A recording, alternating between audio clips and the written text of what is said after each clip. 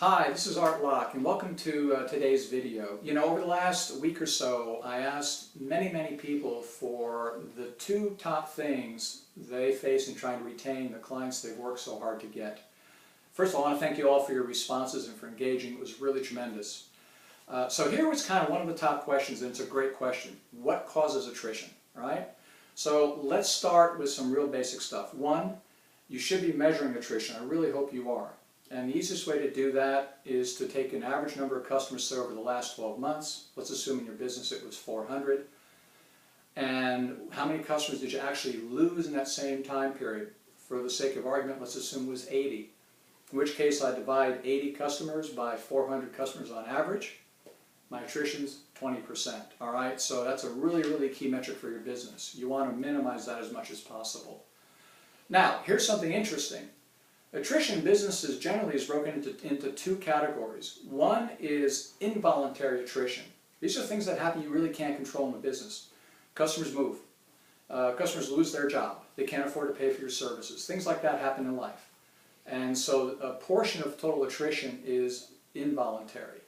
It's generally about 1/3, which is interesting because then 2/3 of your attrition is voluntary, meaning your clients made a deliberate choice to stop doing business with you.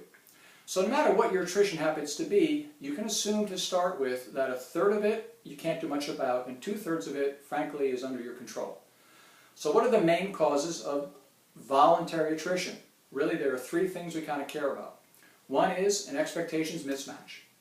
You didn't deliver the service they thought they paid for. And that misalignment can happen almost any place in the process. It can begin in the sales process, the onboarding process, the delivery process.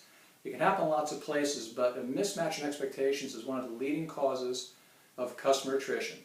They think they're getting a bad deal. They go someplace else to get a better deal, rightly or wrongly, right? It happens. Two, they actually do suffer a poor service experience. So you know exactly what to do, what they need, what they expect. You didn't do it well, your team didn't do it well. And of course we all work vigilantly to make sure that doesn't happen in service businesses.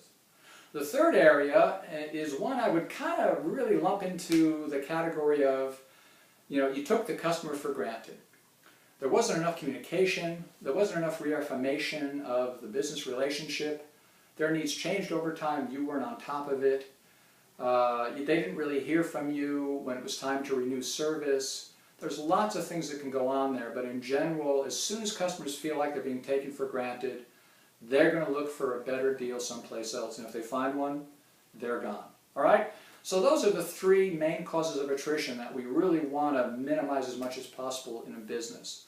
And what I'd like to invite you to do is consider joining my upcoming ART formula, the Attrition Reduction Transformation Formula. It's a 5-part workshop that's going to teach you exactly how to minimize attrition in your business and generate profits that are going to grow your top line, frankly, your net profit by 25 to 50% over the next year. Thanks so much for attending today, and I look forward to seeing you at this upcoming webinar.